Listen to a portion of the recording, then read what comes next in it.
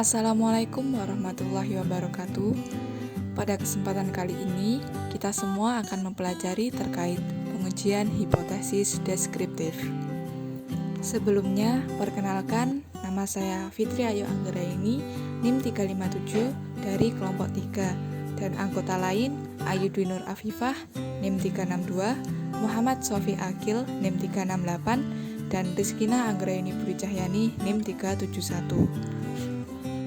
Sebelum kita memulai praktik, kita harus mengetahui terlebih dahulu tentang apa sih yang dimaksud dengan statistik parametrik maupun statistik non-parametrik. Statistik parametrik merupakan ilmu statistik yang mempertimbangkan jenis sebaran atau distribusi data, yaitu apakah data menyebar secara normal atau tidak. Statistik parametrik digunakan untuk menguji hipotesis dan variabel yang terukur. Syaratnya ada dua, yang pertama data dengan skala interval dan rasio, dan yang kedua data menyebar atau berdistribusi normal. Contoh beberapa metode statistik parametrik yaitu one-tailed test dan two-tailed test. Untuk statistik non-parametrik merupakan statistik bebas sebaran yang tidak mensyaratkan bentuk sebaran parameter populasi, baik normal atau tidak. Statistik non-parametrik menggunakan skala pengukuran sosial, yakni nominal dan ordinal, yang umumnya tidak berdistribusi normal. Syaratnya, yang pertama, data tidak berdistribusi normal. Yang kedua, umumnya data berskala nominal dan ordinal. Yang ketiga, umumnya dilakukan pada penelitian sosial. Dan yang keempat, umumnya jumlah sampel kecil. Contoh metode statistik non-parametrik yaitu tes binomial dan chi-square. Selanjutnya, kita akan mempraktikkan statistik parametrik dengan metode one-tailed test atau uji satu pihak. Dalam hal ini, bentuk hipotesis dinyatakan dengan jelas arah hubungan atau perbedaan nilai atau tingkat. Metode ini dibedakan menjadi dua, yaitu uji pihak kanan dan uji pihak kiri. Dalam uji pihak kanan digunakan bila H0 berbunyi lebih kecil atau sama dengan dan H alternatif berbunyi lebih besar.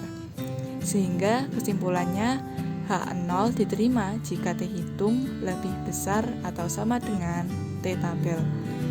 Sedangkan uji pihak kiri digunakan bila H0 berbunyi lebih besar atau sama dengan dan H alternatif berbunyi lebih kecil. Sehingga kesimpulan yang didapat H0 diterima jika T hitung kurang dari atau sama dengan T tabel. Langsung saja kita ke contoh soal yang menggunakan metode one-tailed test dengan uji pihak kiri. Seorang peneliti ingin menguji daya tahan lampu merek A dengan mengambil sampel sebesar 25 buah. Hasil uji coba daya tahan lampu tersebut sudah kita lampirkan pada file Excel. Peneliti akan menguji apakah benar daya tahan lampu A tersebut paling sedikit 400 jam. Guna menguji apakah daya tahan lampu A tersebut 400 jam, perlu dibuat hipotesis sebagai berikut. Hipotesis 0, mu lebih dari atau sama dengan 400 jam, dan hipotesis alternatif mu kurang dari 400 jam. Kemudian kita buka SPSS dan paste data dari Excel yang sudah kita copy sebelumnya. Maka akan muncul seperti ini. Sebelum itu, kita harus mengatur variabel di variabel view. Menamai variabel dengan X, memberi label daya tahan lampu, dan pastikan ukuran datanya adalah scale. Kemudian kita kembali ke data view, masuk ke analyze, pilih compare mean, one sample ditest. Setelah muncul seperti ini, masukkan variabel daya tahan lampu ke tes variabel. Kemudian test value diisi dengan 400 yang menunjukkan hipotesis di awal tadi. Lalu pilih OK. Nah, setelah itu kita akan mendapat output seperti berikut. Di sini terdapat T hitung minus 2,491. Kita akan membandingkan T hitung dengan T tabel sesuai dengan ketentuan yang sudah dijelaskan sebelumnya. Untuk mengetahui T tabel, kita harus melihat pada degree of freedom atau disingkat DF yang tertera pada output. DF ini berasal dari N-1. Kita lihat T tabel pada DF ke 24 pada tingkat signifikan 0,05, sehingga kita memperoleh T tabel 1,71. Untuk pengambilan kesimpulan, sesuai dengan teori awal, jika min T tabel kurang dari atau sama dengan T hitung, maka H0 diterima dan HA ditolak. Kita mendapatkan min T tabel min 1,711 lebih besar dari T hitung, min 2,491. Maka H0 ditolak dan H alternatif diterima, sehingga dapat dinyatakan bahwa daya tahan lampu lebih kecil dari 400 jam. Perkenalkan, saya Rizkina Anggraini, NIM 371. Kali ini kita akan belajar mengenai pengujian hipotesis deskriptif untuk statistik parametrik dengan uji dua pihak atau two-tailed test. Uji dua pihak ini digunakan apabila H0 berbunyi sama dengan dan H alternatif atau HA berbunyi tidak sama dengan. Di sini sudah ada sebuah contoh soal. Seorang peneliti ingin menguji daya tahan berdiri pramuniaga selama 4 jam per hari. Berdasarkan sampel sebanyak 31 orang yang diambil secara random, data yang diperoleh untuk 31 orang tersebut ditunjukkan berikut ini. Nah, data-data itu adalah data-data yang telah diambil secara random berdasarkan daya tahan berdiri pramuniaga. Ada 3 jam, ada 2 jam, ada 5 jam, dan seterusnya. Guna menguji apakah daya tahan berdiri pramuniaga rata-rata 4 jam per hari itu benar, maka perlu dibuatkan sebuah hipotesis seperti berikut.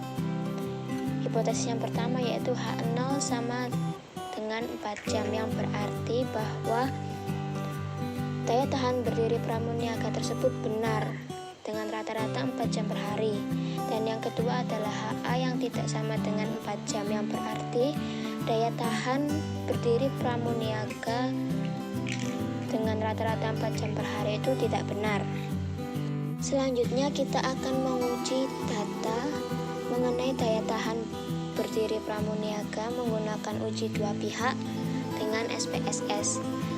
Untuk yang pertama kita masuk ke variabel view. Di sini ada kolom name. Nah, sebagai contoh kolom name ini kita isi dengan X. Selanjutnya pada kolom label kita beri judul daya tahan berdiri. Lalu untuk measure-nya kita ubah ke scale ya. Setelah variabel view selesai kita atur, selanjutnya kita masuk ke data view. Nah, di sini pada kolom yang paling atas variabelnya sudah berganti dengan X sesuai dengan apa yang sudah kita atur di variabel view tadi. Selanjutnya kita masukkan data daya tahan berdiri pramuniaga tadi yang sebanyak 31 orang ke kolom X. Setelah variabel view dan data view selesai kita atur, selanjutnya kita akan melakukan analisis dengan cara yaitu klik tulisan analyze yang ada di atas SPSS, lalu kita pilih compare means, lalu one sample ditest. Maka akan muncul seperti ini. Selanjutnya kita pindahkan label daya tahan berdiri tadi ke kolom test variabel. Lalu untuk test value-nya kita sesuaikan dengan hipotesis tadi yaitu 4 jam. Maka test value-nya ini kita isi dengan 4. Lalu klik OK. Setelah klik OK, maka akan muncul output seperti ini. T di sini adalah T hitung yang nantinya akan kita bandingkan dengan T tabel. Di sini T hitung yang kita peroleh adalah 1,976. Lalu ada DF atau degree of freedom, atau dalam bahasa Indonesianya adalah derajat kebebasan. DF ini diperoleh dari N dikurangi 1, yang dimana N ini adalah 31 dikurangi 1, maka DF-nya adalah 30. Setelah memperoleh nilai T hitung, maka kita akan membandingkannya dengan T tabel. Di sini sudah ada tabel nilai kritis distribusi T. DF yang kita punya tadi adalah 30. Dan kali ini kita menggunakan two-tailed test, maka yang dilihat adalah kolom two-tailed testnya. Untuk signifikansinya kita menggunakan 0,05 atau 5%. Maka T-tabel yang kita peroleh adalah 2,04. Kriteria untuk menarik kesimpulan dengan uji dua pihak ini adalah apabila T hitung lebih besar sama dengan min T-tabel dan T hitung lebih kecil sama dengan plus T-tabel, maka H0 diterima dan H alternatif ditolak. Tadi kita sudah mendapatkan nilai T-tabelnya yaitu 2,04. Maka min T-tabelnya adalah min 2,04, T hitungnya adalah 1,976 dan plus T-tabelnya adalah 2,04. Maka H0 diterima dan H alternatif ditolak. Sehingga dapat dinyatakan bahwa daya tahan berdiri pramuniaga rata-rata 4 jam per hari adalah benar. Saya Muhammad Sofi Akhil, NIM 368. Di sini saya akan menjelaskan materi yang selanjutnya, yaitu tentang statistik non-parametrik tes binomial atau uji non-parametrik yang digunakan untuk menguji hipotesis tentang suatu proporsi populasi. Di sini dinyatakan H0 diterima, itu artinya tidak terdapat perbedaan bermakna atau bisa dibilang sama. Kemudian H alternatif diterima, artinya terdapat perbedaan bermakna. Kesimpulan, H0 diterima jika p-value atau sig lebih besar dari alfa.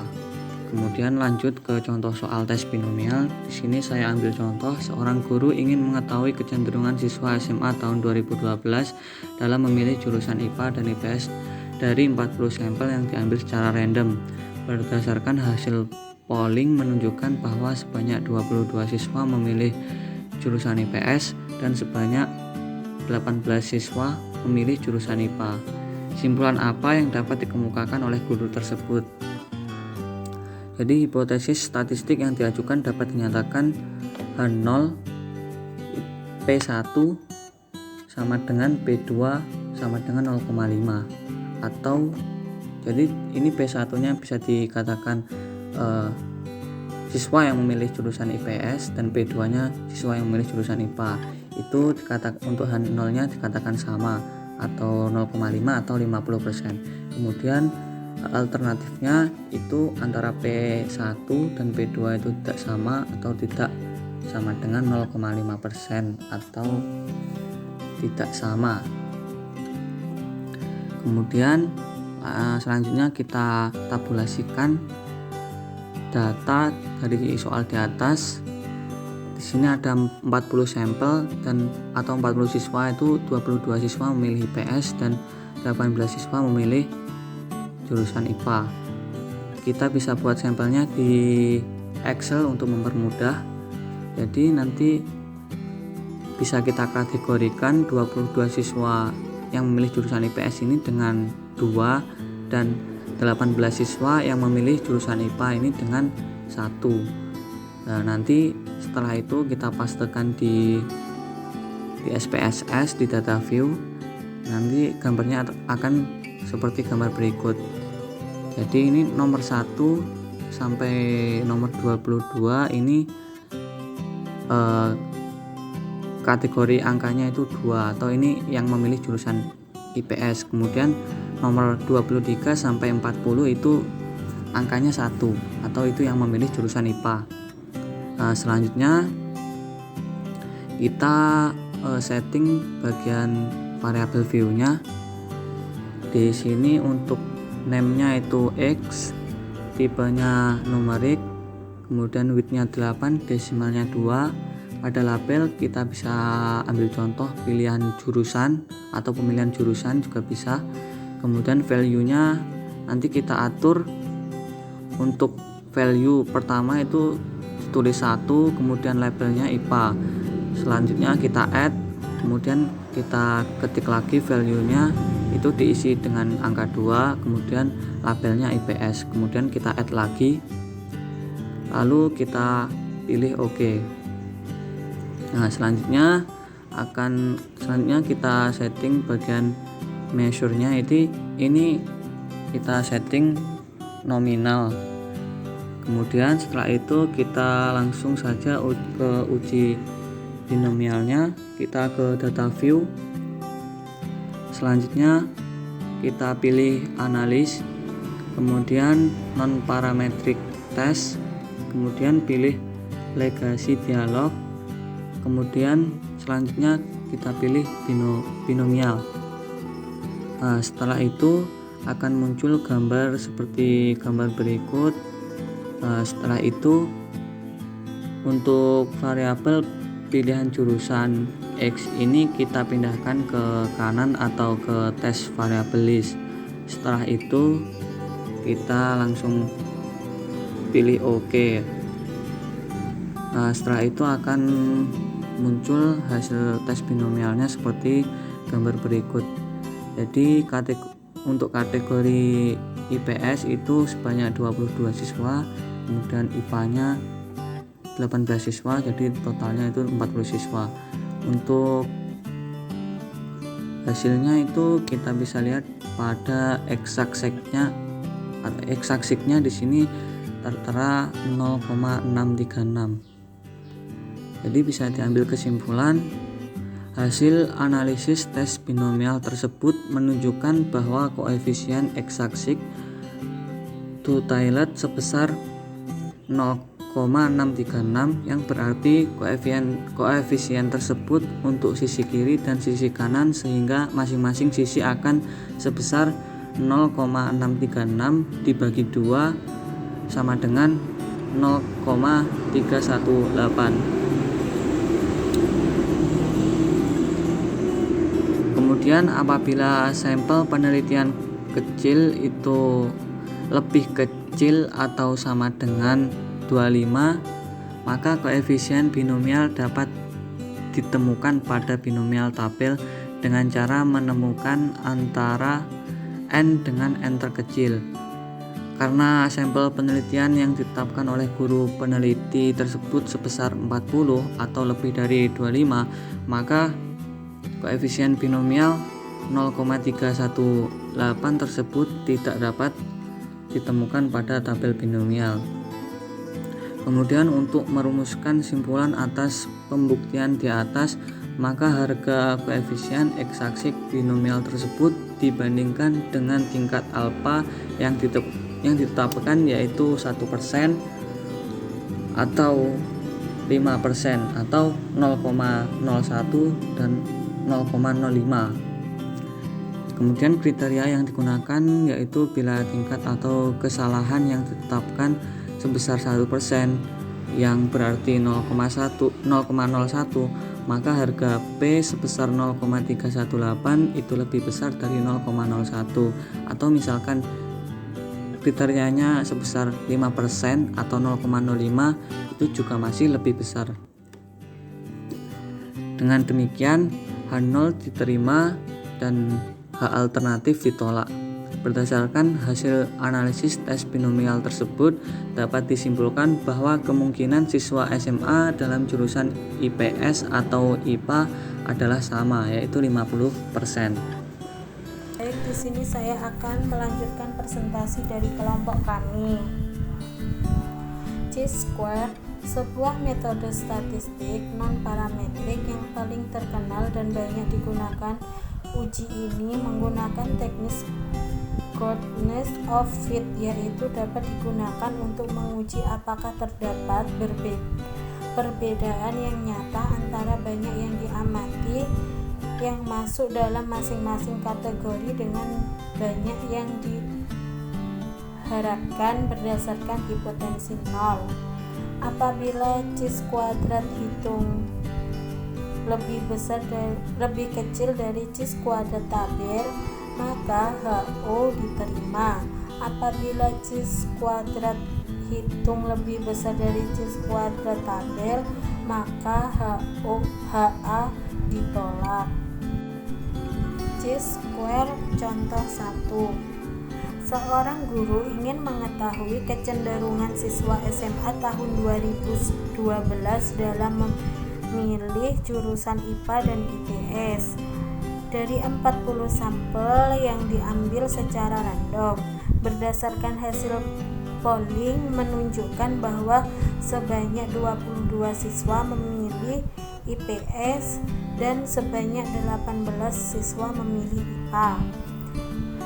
Simpulan apa yang dapat dikemukakan oleh guru tersebut? Hipotesis yang diajukan HO peluang jurusan IPA dan IPS adalah sama untuk dapat dipilih siswa SMA angkatan 2012 sebagai jurusannya.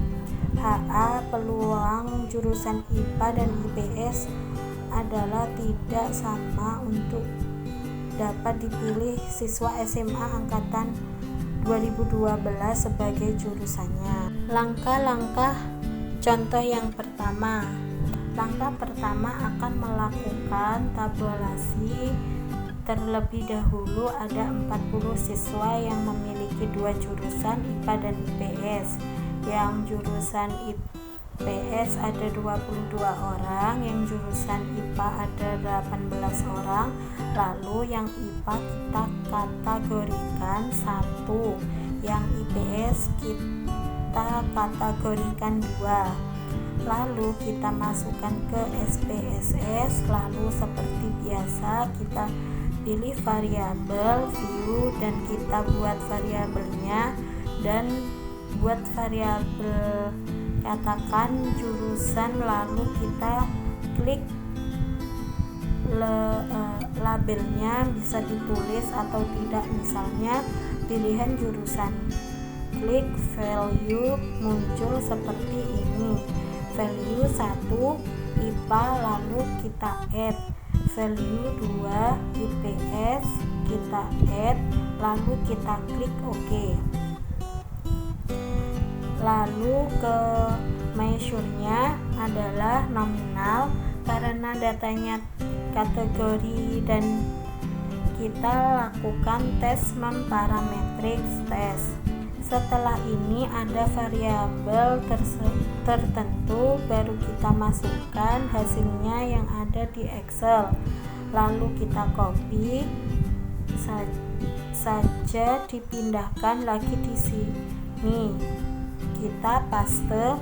Kalau sudah seperti ini, kita melakukan pengolahan data. Caranya kita masuk ke Niles non-parametric test, lalu pilih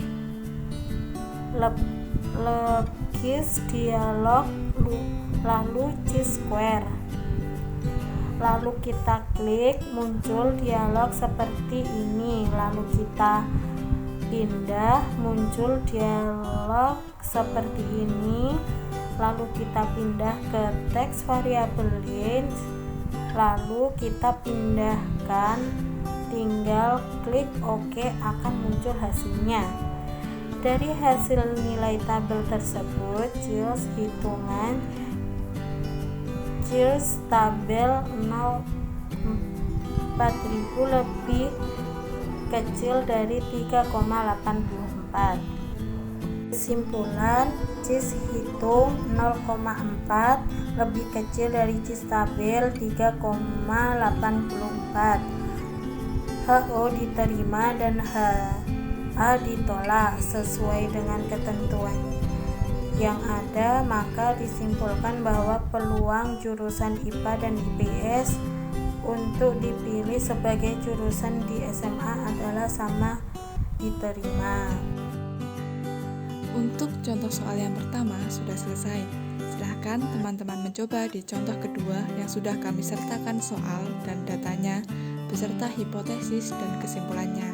Teman-teman bisa mencoba praktik dengan langkah-langkah yang sudah kami jelaskan sebelumnya. Semangat, selamat mencoba! Sekian presentasi hari ini, semoga apa yang kita pelajari bisa bermanfaat bagi kita semua. Saya mewakili seluruh anggota kelompok 3, memohon maaf bila ada kesalahan. Terima kasih. Wassalamualaikum warahmatullahi wabarakatuh.